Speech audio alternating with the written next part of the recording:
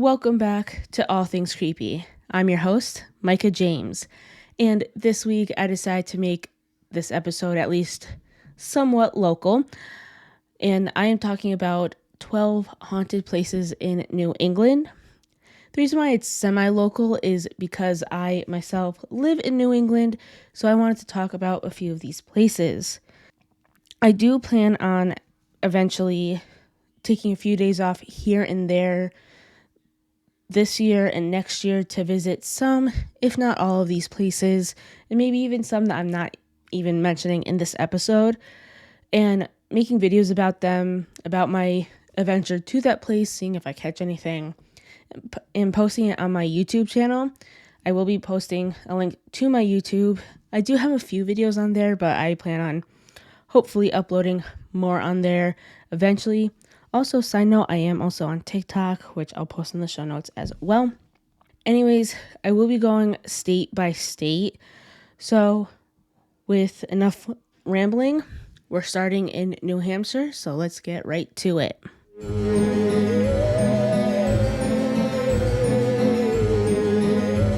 So, like I said, we are starting in New Hampshire. Our first stop in New Hampshire is the New Hampshire State Hospital in Concord. This hospital was built in 1842 and was originally known as the New Hampshire Asylum for the Insane. It was built to look as nice as possible to almost kind of trick the families who are dropping off their loved ones, to make these families think that the patients would be taken care of very well, and if not very well, at least well enough. However, this was far from the truth, as you can probably imagine, because not a lot of mental institutions back in the day treated their patients very well. The hospital quickly became overcrowded and underfunded. Patients were also kept in their cages for, quote, their own good. Instead of trying to rehabilitate these patients, the goal ended up becoming to keep the mentally ill away from the public. And today, apparently, you can still hear the sounds of the patients who had lived there. Our second location is the Nancy Brook in Jefferson. In 1778, there was a woman named Nancy Barton. She ended up running into the woods one night to chase after her fiancé. This fiancé happened to run off with her entire life savings. In one source, if I can find it again, I'll link it in the show notes, but in one source, I read that this unnamed fiance ran off with her life savings and with another woman, but I'm not entirely sure how true that is.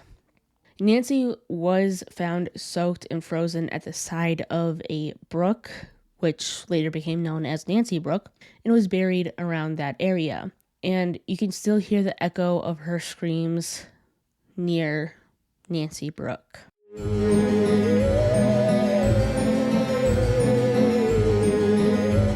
Our next two stops are in Massachusetts. The first one is the Judge Corwin House in Salem, Massachusetts. I mean, of course, it's hard to talk about haunted places in New England without talking about Salem. The Judge Corwin House is also known as the Witch House and originally belonged to Judge Jonathan Corwin. This man oversaw the execution, or I guess you could say more accurately, the murder of 19 people. Corwin and his wife had 5 kids who all ended up passing away, which many people think led to the haunting of this location. There have been reports of cold spots, touches on the bare skin, and disembodied voices. Our other location is the Lizzie Borden Bed and Breakfast in Fall River. So you might have heard the rhyme. Lizzie Borden took an axe and gave her mother 40 whacks. When she saw what she had done, she gave her father 41. This is a case that I could probably make a whole entire episode about, but I feel like there's a lot of podcasts out there that have already covered it pretty well too. And if I can find like the episodes specifically of these podcasts, I will put them in the show notes. But people believe that, here's the Spark Notes version. People believe that Lizzie murdered her father and her stepmother despite being acquitted. There are a lot of theories as to why she might have done it, if she done it at all. Two big theories that I've seen were she was having an affair with the family's maid. The other theory that I saw was that Lizzie just hated her stepmother so much that she just had to murder both the stepmother and her father. Today, though, people who work and stay there say that there are footsteps and a floral scent. Some even reported a woman's face appearing on the basement wall.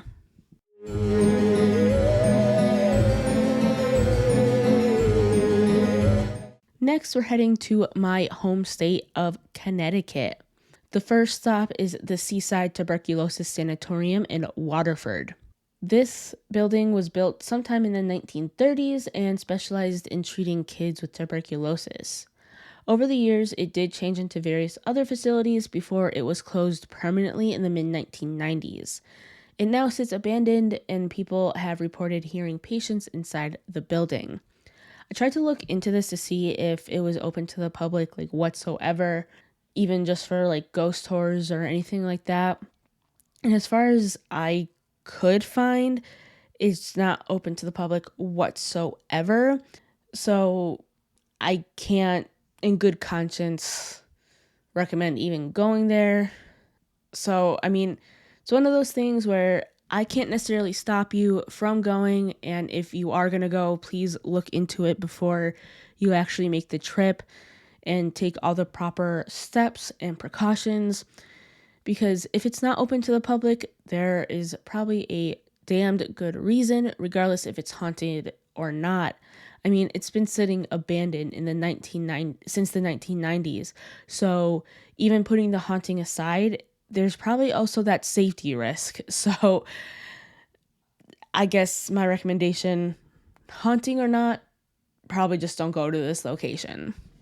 Our next stop is the Bacahawk Ghost Town in Pomfret. There are actually surprisingly a few ghost towns here in New England. If you're in the US and you think ghost towns, you probably think more of like the West, like California or Arizona, places like that. But there's actually even a few here in Connecticut. The other one that I can think of right off the top of my head is Dudleytown, but that's a whole other episode where we can really get into that. Bacahawk specifically was settled back in the 1780s around a flax mill. It ended up being abandoned before the Civil War, and all that remains right now are ruins and cellar doors. People have reported seeing a ghost baby up in a tree, as well as phantom horse-drawn wagons. People have also heard disembodied voices.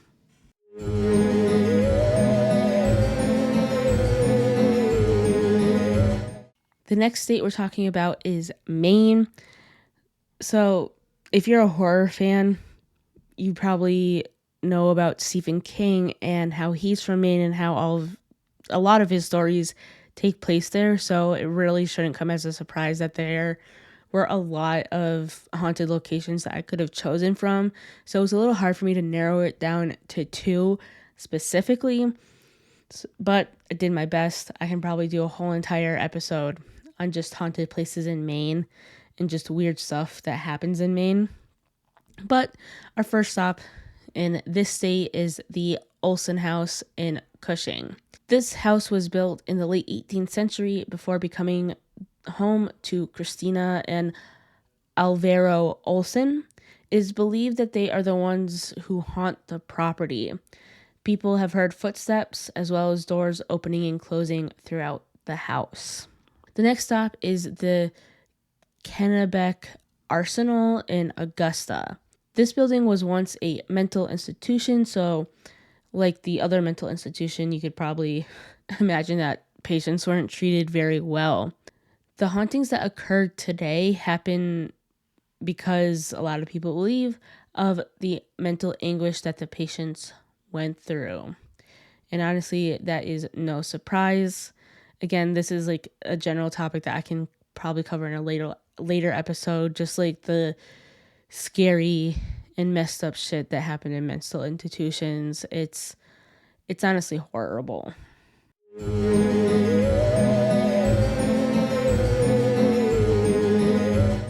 Now we are off to Vermont. The first stop here is the University of Vermont in Burlington.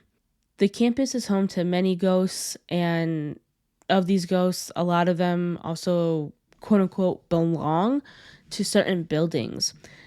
I could go through each ghost, but that would be, like I said, with a lot of these subjects so far, could be like its own episode in and of itself.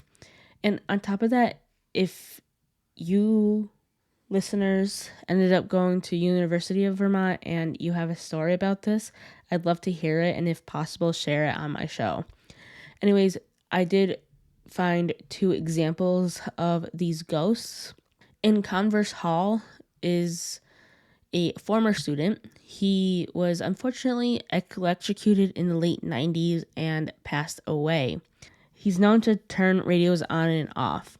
And then in Redstone, a ghost is said to hold ill will towards female students, some of whom have been chased out of the building.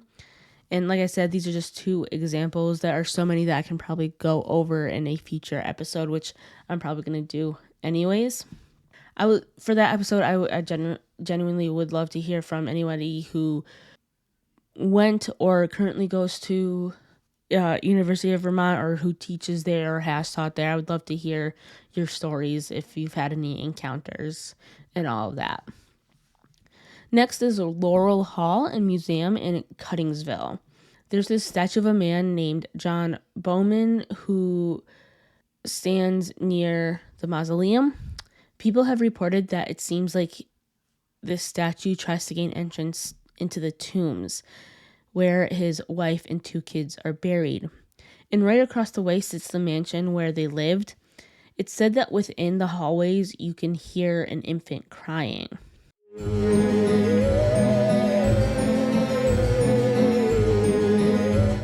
And our last 2 locations are located in Rhode Island. The first of these 2 is the Hotel Viking in Newport. This hotel is known to have residual hauntings. In case you don't know what a residual haunting is, these are kind of like the memory ghosts, essentially. Basically, they don't interact with today's surroundings like we might. They tend to show what happened when the person or people were alive, like what the last thing they were doing in said location before they passed away. In this case, the major residual haunting of the Hotel Viking is a party happening right above the old ballroom. Other hauntings that I could find and more or less confirm are cold spots, footsteps, and flickering lights. There were other like hauntings that I saw that I couldn't necessarily find like actual stories about, like basically just people talking about. I couldn't even confirm if they were there or not. So this is one of the locations where, like, if you actually stayed at the Hotel Viking, I would love to hear your story if you experienced anything at all. And finally, our very last stop is the Southeast Lighthouse on Block Island. This lighthouse is home to a very real-life murder. The keeper threw his wife down the stairs during an argument. His wife ended up earning the nickname Mad Maggie, which from here on out, will be referring to her as Maggie. He did end up going to jail, but Maggie stayed at the lighthouse. She is known to throw things, lock people in their rooms, and chase them out of bed, sometimes even outside. Because her murderer was her very own husband, it might be no surprise to learn that all of Maggie's victims have been men.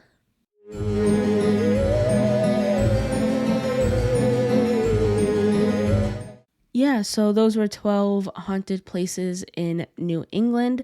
There are so many haunted places around the world that if there is a topic you want me to cover, please hit me up on Instagram, TikTok, wherever you find me.